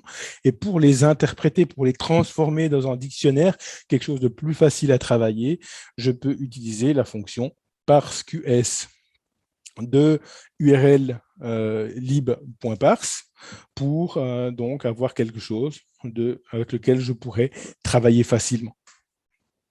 Donc, nous en sommes à ce stade-là. Voilà, ça c'était pour les requêtes en GET. Pour les requêtes en GET, nous recevons donc ces paramètres directement dans queryString. Maintenant, si je fais une requête en POST, du coup, une requête POST peut contenir une queryString. Mais les données que je vais envoyer en POST via un formulaire vont pas arriver dans la queryString, vont arriver directement dans le body de notre requête. Okay, donc, je peux recevoir une queryString, mais je peux également avoir un corps de la requête. Ce corps de la requête va contenir un certain nombre d'informations dans une requête POST. Ici, pour notre requête POST, alors on pourrait utiliser request de manière simple, c'est ce que je vais faire tout à l'heure. C'est pour ça que je vais installer la bibliothèque requests dans mon application, simplement pour pouvoir faire quelques petites requêtes depuis mon interpréteur Python, histoire d'utiliser que des outils Python ici. Voilà, donc pour la requête, comment ça va se passer? Alors, de nouveau, revenons à nos WSGI. Et ici, hop, on passe la queryString. Éventuellement, on pourrait, pour nous faciliter la vie, en plus de la queryString, on va passer dans toutes nos vues l'environnement.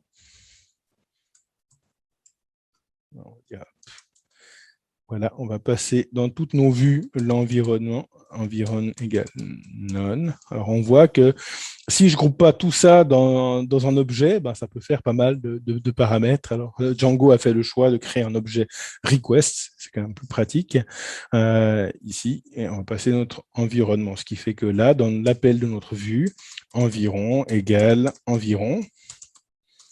Et nous envoyons donc l'environnement dans nos vues, ce qui me permet ici directement de retourner notre queryString environ ici. Hop, je reviens.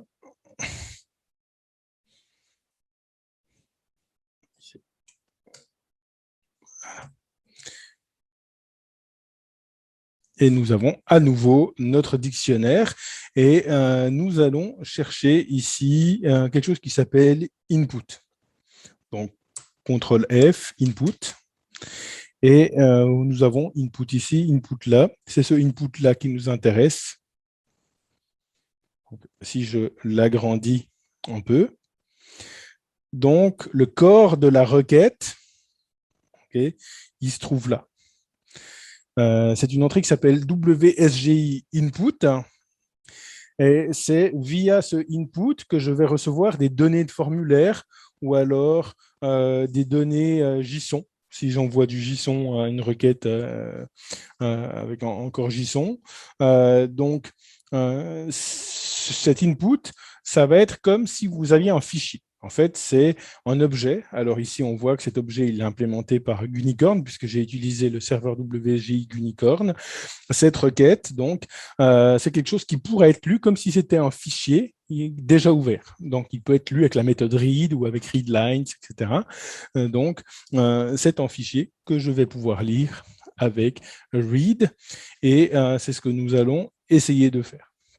Donc, avant tout ça, hop, je vais arrêter ça, je vais revenir, voilà, là. Et nous allons faire un pipenv shell, donc activer notre environnement virtuel et ouvrir notre interpréteur Python. Et ici, je vais importer requests, et nous allons balancer une requête. Alors, response égale requests.post. Alors, nous allons envoyer ça http://localhost. Nous l'avons sur le port 8000. Et puis, on va lui envoyer des paramètres. Non, on va pas lui envoyer de paramètres, mais des datas.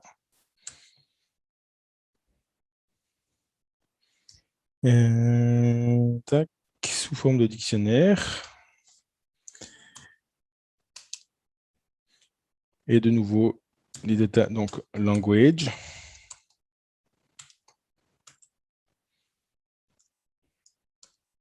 Python. Juste, allez. Là, Python requests.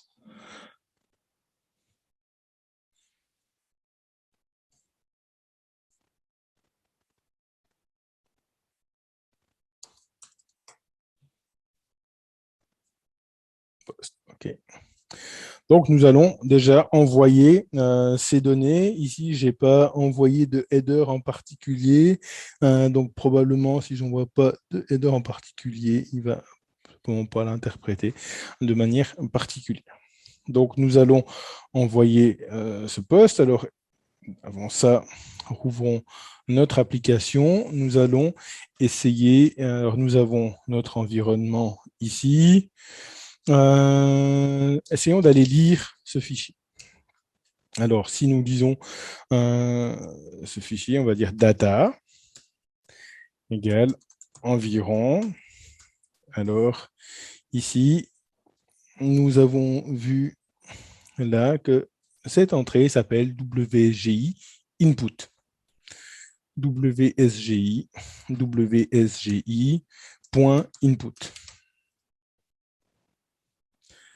Voilà. Et puis ici, on va lire tout le contenu et on va retourner plutôt qu'environ.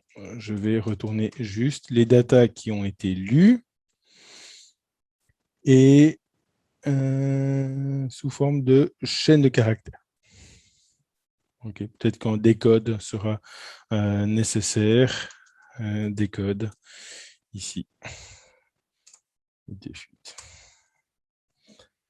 Donc, essayons tout ça.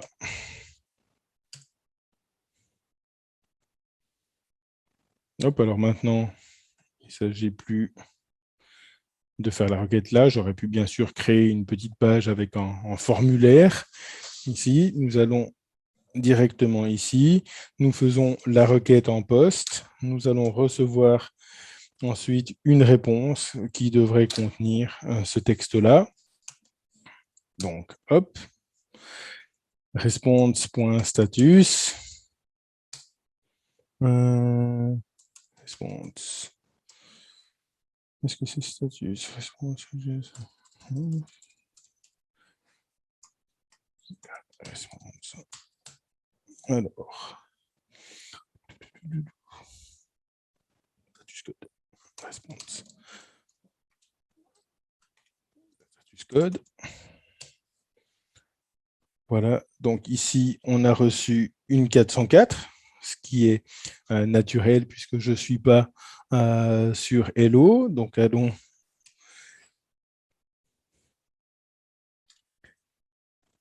sur Hello. Hello.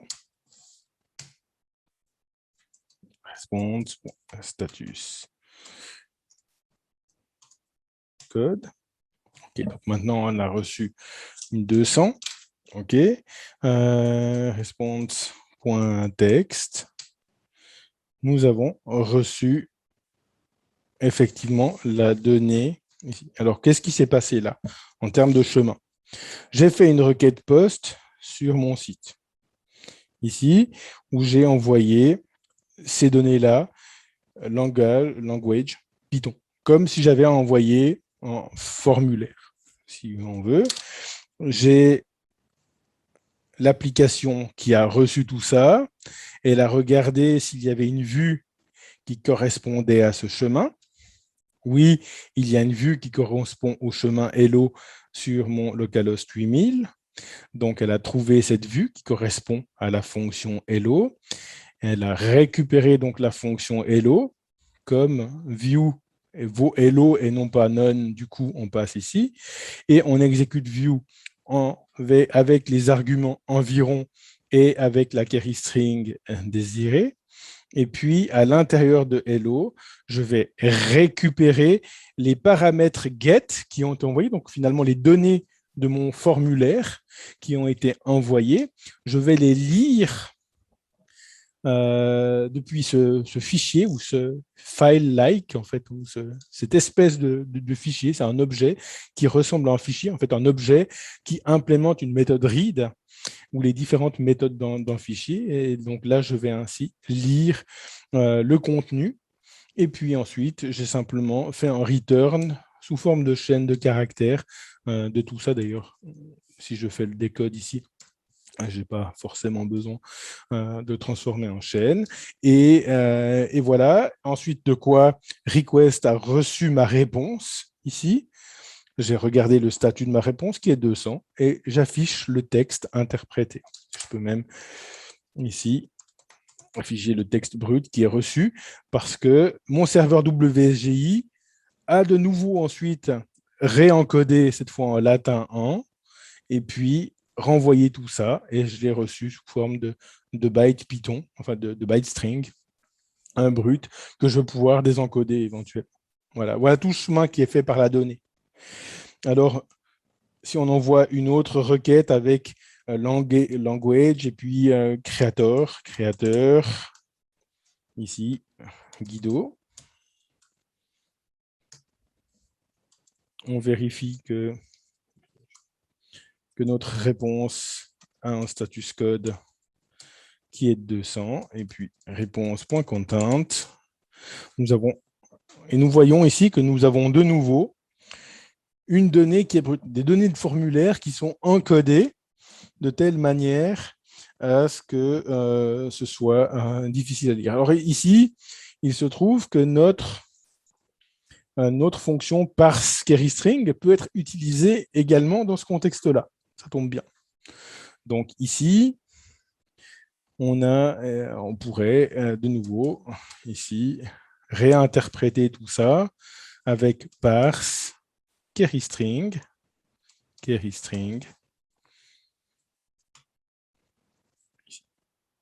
Je redémarre mon serveur.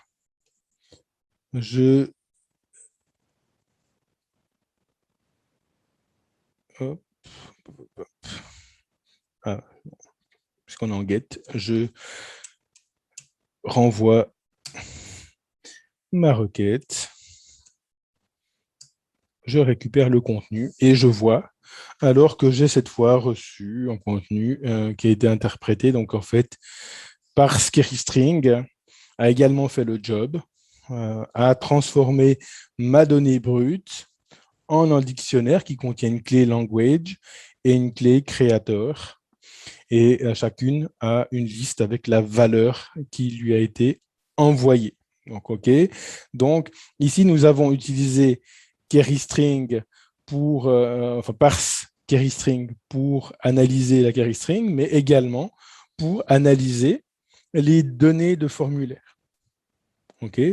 Nous avons vu que WSGI utilisait le dictionnaire environ et l'entrée queryString pour nous fournir la queryString, mais cachait, si vous voulez, les données d'une requête POST à l'intérieur d'un objet file-like, ici, qui est WSGI input, qu'il faut lire avec une méthode read. Nous recevrons ainsi l'équivalent d'une queryString encodée sur nos données et que nous pouvons décoder. Ici, je l'ai décodé parce que je savais de ma requête que j'allais recevoir une donnée qui était encodée comme un formulaire, mais je pourrais très bien recevoir du JSON. Et c'est de là que je vais éventuellement aller lire d'autres headers, comme le content type, par exemple. Le content type de la requête pourra contenir application/JSON, par exemple, ce qui m'indiquerait que le contenu de WSGI input sera du JSON. Et dans ce cas, pour décoder ce JSON, je ne vais pas utiliser parse QS, mais je vais utiliser plutôt JSON load string, par exemple, donc le module JSON pour cela.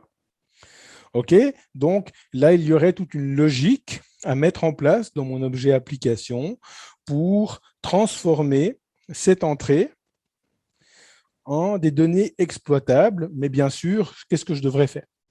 Je devrais regarder quelle est la méthode reçue. Alors ici, je vais peut-être revenir maintenant à mon environ ici.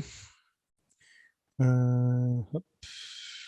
Ici, nous envoyons une requête, hello, environ, queryString, environ.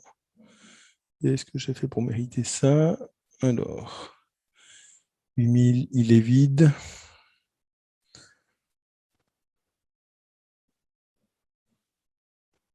Environ. Est-ce qu'il est vide? Si quelqu'un voit pourquoi est-ce qu'il est vide, alors.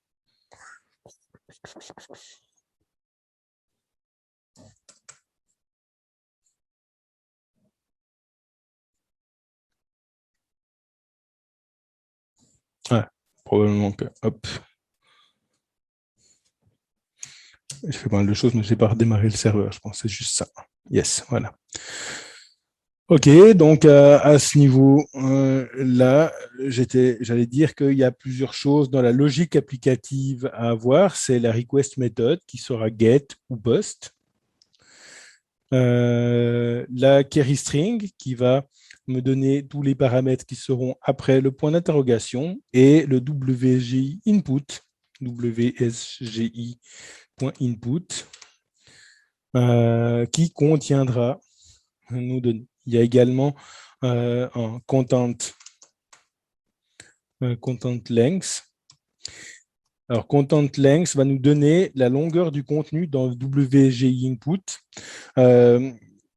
Normalement, il ne sera pas présent ici sur ma requête get, il devrait être présent sur une requête post, mais tous les serveurs WSGI ne vont pas le fournir. Donc ici, en faisant un read, comme j'ai fait tout à l'heure, en faisant en read, je vais simplement lire tous les bytes qui sont arrivés sur WSGI input, mais j'ai également environ content length qui va me donner éventuellement le nombre de bytes à lire ici, si c'est nécessaire, si je veux uniquement lire ça. Voilà. Donc, nous avons vu ensemble comment gérer dans notre application les chemins, comment faire une sorte de flasque rudimentaire, comment gérer les queryString, comment récupérer les paramètres d'input dans formulaire, comment interpréter ces paramètres dans formulaire, et ensuite, le reste, c'est de l'applicatif. Le reste, c'est j'ai des données qui viennent d'un formulaire, qu'est-ce que je vais devoir faire? Je vais devoir les valider. Pour les valider, si je viens de de Django, j'aurai tout le framework de formulaire. Si je viens de Flask, j'aurai plusieurs solutions à ma disposition pour valider les données reçues. Donc, première chose, valider ces données. Ça, c'est un élément que va pouvoir vous fournir Flask ou Django, selon ce que vous allez faire comme application. Ensuite, une fois que ces données ont été validées, je veux les stocker en base de données, stocker dans une base, peut-être à l'aide d'un ORM. Donc, un ORM va me permettre de m'affranchir un peu de la complexité d'une base de données relationnelle et me permettre de faire des requêtes simplifiées à ma base à l'aide d'une syntaxe très pythonique. Voilà ce que va m'offrir, par exemple, l'ORM de Django ou SQL Alchemy si je fais du Flask, par exemple. Donc, tout ça sont d'autres composants. Ici, aujourd'hui, nous avons vu uniquement quel était le rôle d'une application WSGI. Nous avons pu voir que cette application WSGI allait, au plus simple, me donner des informations sur le chemin de mon application que je vais pouvoir utiliser dans un contexte de routage. Et également, elle me donne les paramètres de query string de la requête, donc tout ce qui se trouve après le point d'interrogation que je vais pouvoir éventuellement récupérer et analyser dans mon application, dans ma vue, pour en faire quelque chose. Et également, si j'ai finalement une réponse post à un formulaire, j'ai la possibilité d'aller lire les données qui me sont envoyées et d'en faire quelque chose. Ces données qui me sont envoyées peuvent être des données simples ou des fichiers qui sont uploadés par mon utilisateur et que je vais pouvoir traiter dans ma vue. Donc, une vue, que ce soit en WSGI, en Flask, en Django, est simplement un outil, une fonction qui permet de transformer une requête HTTP en une réponse HTTP. Ok, c'est essentiellement ça. Donc, si on ne sait pas ce qu'est une vue, vraiment, c'est la réponse la plus simple et la plus directe qu'on peut donner sur quel est le rôle joué par une vue. Et les éléments que nous avons mentionnés ici seront les plus importants.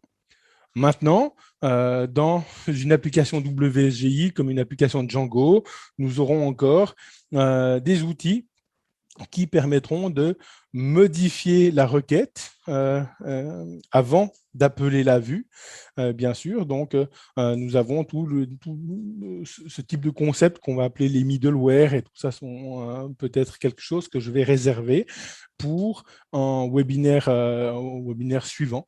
Peut-être ce webinaire suivant portera plus sur les middleware en Django que les middleware directement en WSGI. Mais ce qu'il faut savoir, c'est que WSGI possède la notion de middleware et Django également. Donc, en middleware, qu'est-ce que c'est? C'est simplement des fonctions, une fonction. Middleware, c'est une fonction qui permet de transformer la requête, donc transformer grosso modo ce qu'on va trouver dans ce environ avant d'appeler application. OK? Et ensuite, pareil, quand on a la réponse ici, finalement, en retour, la requête, de pouvoir transformer la réponse avant de la renvoyer au navigateur. Donc ici, essentiellement, Gunicorn appelle notre fonction application directement, il l'exécute littéralement, mais on pourrait avoir une logique. Alors, grosso modo, Gunicorn va faire quelque chose comme ça, il va appeler notre application, il va lui envoyer un dictionnaire avec des données, ce sera notre environ, et puis il va lui passer une fonction qui permettra de préparer la réponse. Et voilà, il va appeler notre fonction. Mais on pourrait très bien avoir une autre fonction, on va l'appeler middleware en, voilà, qui va encapsuler tout ça, tout cet appel. Et puis, nous pourrions avoir une fonction, même chose, middleware 2, middleware 3, etc., qui aura pour objectif de finalement transformer la requête, donc l'environnement, avant qu'il arrive dans application. Et puis pareil pour Start Response. À quoi ça peut servir, par exemple? Ça pourrait servir à gérer des notions comme l'authentification avant même qu'on appelle nos vues. Alors les middleware de WSGI, ils seront exécutés avant application et après, tandis que les middleware de Django seraient vraiment appliqués à l'intérieur de ce code-là, donc à l'intérieur d'application, et seraient exécutés avant vos vues, mais après l'application WSGI. Donc on a vraiment ce concept de middleware qui correspond en WSGI et en Django, mais ce n'est pas les mêmes mécanismes qui sont mis en jeu. Voilà. Alors, dans le courant du mois de décembre, je vais planifier d'autres petites soirées comme celle-là. Une aura pour thématique le fait de travailler sur la validation des requêtes, en particulier sur les formulaires de Django, mais nous allons voir en quoi ce formulaire de Django constitue un framework de validation et quels sont les pendants qu'on trouve en Flask, par exemple, ou éventuellement quelques alternatives, quelques bibliothèques alternatives pour valider des données reçues dans navigateur ou dans client HTTP de manière générale. Et nous allons également attaquer la partie ORM et interface à la base de données, puisque je prévois un petit webinaire où nous allons construire un mini ORM maison, simpliste, mais permettant de voir vraiment ce qui peut se passer dans un ORM et comment est-ce qu'on peut se représenter l'action effectuée par ces outils. Voilà. Alors, j'espère que ça pose les bases d'une meilleure compréhension de ce qui se passe dans vos frameworks respectifs. Au niveau des ressources, vous avez deux ressources de grande qualité, à mon avis, que vous pouvez mettre en place. Un qui s'appelle Introduction tutoriel WSGI. C'est un vieux tuto, un des premiers qui a été édité pour le web en Python, et il a été raccourci parce que du coup il y a plein de contenus obsolètes, sauf la partie WSGI a été conservée ici, donc wsgi.tutorial.codepoint.net, et ici vous avez uniquement je dirais l'essentiel. Pour l'essentiel, nous l'avons vu ensemble aujourd'hui, l'essentiel du fonctionnement de WSGI. De manière brute, le code est présenté en Python 2, mais facilement. Ici, il n'y a pas tellement d'éléments spécifiques, peut-être à part le fait de jouer entre les chaînes de caractères et les byte strings. En Python 2, les chaînes de caractères classiques ou standards n'étaient pas des chaînes Unicode, donc ça change un petit peu la donne, mais je dirais dans une grande partie du tutoriel, ça peut vous guider sur le fonctionnement. Également, il y a un site que j'aime beaucoup qui s'appelle testdriven.io, et ici, il y a un article Own Web Framework, sauf erreur. Un article très complet qui va vous emmener Building Your Own Python Web Framework, également dans les alors je pense il est payant, il doit être payant, effectivement. Donc, et il va vous emmener sur WSGI notamment, mais également après dans la bonne compréhension de qu'est-ce qu'un objet de requête et comment est fait le routing. Alors ici, on a fait vraiment quelque chose de très, très simple au niveau du routing. On a regardé de manière très simple qu'est-ce que contenaient les requêtes WSGI. Ici, il va plus en profondeur. Et donc dans l'idée de construire un mini framework éducatif, pas un mini framework pour ressortir une sorte de Django bis ou en Flask, son propre Flask, et puis faire qu'on se retrouve comme en PHP avec 15 frameworks dont aucun n'est vraiment majoritaire, et puis donc une communauté qui serait très fragmentée. Donc l'idée ici, c'est vraiment d'implémenter des choses dans le but de comprendre les mécanismes, d'essayer de voir comment ça fonctionne, comprendre vraiment en profondeur ce qu'est une vue, ce qu'est un ORM, ce qu'est un middleware et toutes ces choses-là. Donc ça, c'est un excellent cours, comme tous les cours de testdriven.io d'ailleurs. Donc voilà deux ressources, et la troisième ressource serait la PEP 3333. Ici, c'est, je dirais, suite à ce webinaire, on a vu vraiment dans les grandes lignes ce qu'elle contient sans vraiment aller dans le détail. Elle ne va pas beaucoup plus en détail, mais elle donne certaines rationales et tout ça. Donc, c'est vraiment de l'information normalisée. C'est plus ou moins digeste en fonction de d'où on vient et de ce qu'on veut et ce qu'on cherche comme information. Mais voilà, 3 ressources qui peuvent vous permettre d'approfondir WSGI et essayer de comprendre un petit peu plus en avant le rôle des vues et le chemin finalement effectué par vos vues ou le chemin par lequel vos vues seront appelées lorsque vous faites une requête avec un navigateur sur votre framework préféré. Voilà, j'en ai terminé. J'espère que ce webinaire vous aura plu et puis n'hésitez pas si vous avez des questions. Alors moi, j'ai pas de questions, mais je voulais dire une nouvelle fois un grand merci pour cette soirée, ce webinaire, parce qu'il y a tellement de choses. C'est hyper complet. Donc, merci beaucoup Thierry. Mais je t'en prie. Merci Thierry. C'était très super. Intéressant. Ouais, clairement. Et je pense que ça devrait faire partie des briques intégrantes du parcours parce qu'il y a plein de points d'éclairage qu'on n'a pas forcément eu, ou du moins pas de cet aspect-là et de ce point de vue-là. Et ça aurait été tellement plus facile de comprendre certains concepts de Django quand on le prend en main. Donc vraiment, je pense que c'est un webinaire indispensable. C'est vrai que c'est difficile de savoir lorsqu'on enseigne en framework ou lorsqu'on enseigne le web en Python, de savoir où commencer et où s'arrêter. Parfois, c'est bien de ne pas descendre trop bas. C'est un petit peu comme si j'essaie d'apprendre un langage de programmation, puis qu'on commence à aller un petit peu dans les primitives de l'OS, et puis à commencer à voir qu'est-ce qui se passe au niveau des appels système. Bref, il y a toujours plein de couches d'abstraction, et puis il faut trouver le bon niveau. Oui, le bon équilibre, c'est vrai. Et c'est, je dirais, ça vaut la peine de se plonger dans WSGI, mais toujours pas dans l'optique de reconstruire quelque chose qui est un nouveau framework, mais d'essayer de faire le minimum et de prendre des thématiques comme ça, d'où viennent mes URL, d'où viennent mes query strings, d'où viennent mes données de formulaire, et puis essayer d'expérimenter. Et puis, je pense que là, effectivement, on est sur un plan qui débloque pas mal de choses. Et puis après, on peut vraiment essayer de voir qu'est-ce qui correspond dans son framework préféré.